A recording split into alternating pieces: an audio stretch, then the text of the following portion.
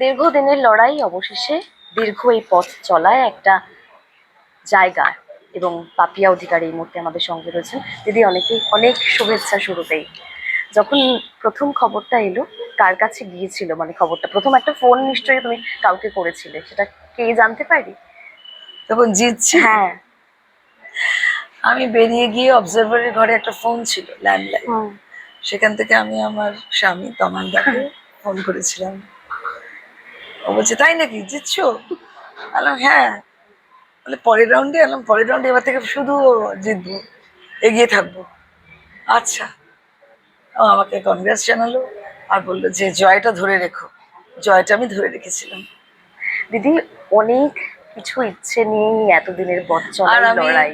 আর আমি যখন জেতা শুরু হলো, যখন এগিয়ে থাকা শুরু হলো, আমি আমার মা, বাবা, আমার কাকু, মানে যিনি আমার গুরু, আমার কাকু, রবীন কাকু আর কি, আর আর আমার দিদি ভাই যিনি নেই, আমরা দুই বোন ছিলাম।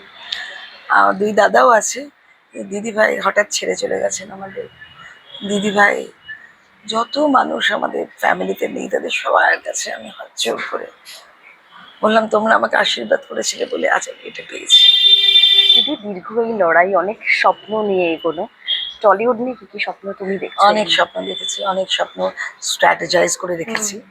সেগুলো একটু সবাইকে নিয়ে যেন যারা প্রত্যেকে কাজ পায়, কেউ যাতে কর্মহীন না হয়।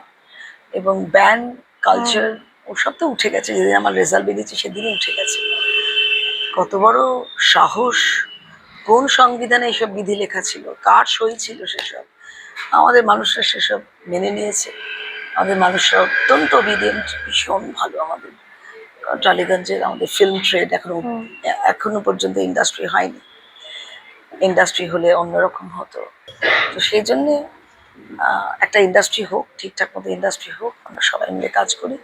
সেলফ কনফিডেন্স, আমাদের মোদিজি বলেছেন আত্মনির্ভর ভারত, তাই আত্মনির্ভর ভারত, সব আত্মনির্ভর ভারতের আত্মনির্ভর বাংলার মধ্যে আত্মনির্ভর একটা টালিগঞ্জ, একটা সুন্দর টালিগঞ্জ কানন তৈরি করবো সব দিয়ে। অনেকে তো বিজেপি জেতার পর অনেকে সোশ্যাল মিডিয়ায় মন্তব্য করছেন কাজ করতে পারেনি, তোমার কাছে কি কি অভিযোগ এলো দিদি?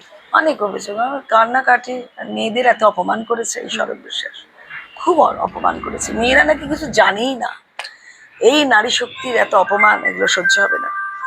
নারী শক্তির অপমান, নারী শক্তির অপমান করেছে। তাই এইখানেও আমার এখানে একটা ইয়ে ছিল, একটা পার্ক আছে, সেই পার্কের মা দুর্গাকে ওখান থেকে সরিয়ে দিয়েছে, সরিয়ে বাইরে রাস্তায় বের করে দিয়েছে। এই অভিশাপ লেগেছে, মা দুর্গাকে সরিয়ে দেওয়ার অভিশাপ লেগেছে। একে তো যে যে পুকুর মাঠ সব তো অধিকার করে নিয়েছে, তারপর মা দুর্গাকেও তাড়িয়ে দিয়েছে। মা দুর্গার অভিশাপ লেগেছে। তবে দিদি, গতকালের ঘটনাটা সকলকে চমকে দিয়েছে। একদম একদম, মানে এটা যদি উল্টো হতো রেজাল্টটা, তাহলে তো আমরা সব গলা কাটা পড়ে থাকতাম।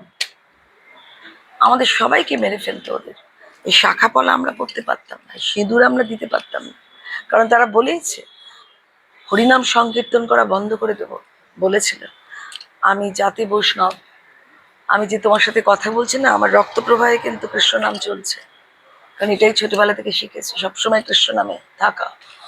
এবার রক্ত প্রবাহে কৃষ্ণ নাম চলছে, হরি সংকীর্তন বন্ধ করে দেবে? কত বড় সাহস! আর তাদেরকে নিয়ে উনি 15 বছর ধরে তাদেরকে তা দিয়ে দিয়ে দিয়ে তা দিয়ে দিয়ে দিয়ে রয়েছে। এটা বাংলা, হিন্দুরা এক হয়েছে, তাদেরকে আমরা অসম্মান করছি না। তাদেরকে যারা তাতাচ্ছে তাদেরকে ধরে ধরে চাপকাতে হয়। 9 তারিখে শপথ গ্রহণ নিজের কাছে, এবং যারা তোমাকে এত ভোট দিয়েছেন, এত ভালোবাসা দিয়েছেন, তাদের জন্য অনেক শপথ নেবে। অনেক কৃতজ্ঞ, অনেক কৃতজ্ঞ। আপনারা আমার সঙ্গে থেকেছেন, আমাকে আমাকে বুক ভরা ভোট দিয়ে আশীর্বাদ করেছেন, আমাকে ভালোবেসেছেন। এ ভোলার নয়, আমি চিরকাল আপনাদের মনে রাখবো, যারা আমাকে এত এত ভোট দিয়েছেন। টালিগঞ্জের সমস্ত মানুষকে আমি অনেক ধন্যবাদ জানাই। আমার সাথে যত কার্যকর্তারা কাজ করেছে তাদেরকে আমি কৃতজ্ঞতা জানাই। আপনারা যারা আমার সঙ্গে ছিলেন, কার্যকর্তারা, এবং আমার উপর যারা ভরসা রেখেছেন, আমার আমার আমার যে দল, আমার দল এত, আপনারা আমাকে ভরসা করে এরকম একটা চ্যালেঞ্জিং জায়গায় ফেলেছিলেন না। অন্যেরা ভেবেছিলেন তো ব্যাস হয়ে গেল, হয়ে গেল। আমি আমি তখন বলেছিলাম it's like a cake walk, কিন্তু আমি জানতাম লড়াইটা কতটা কঠিন।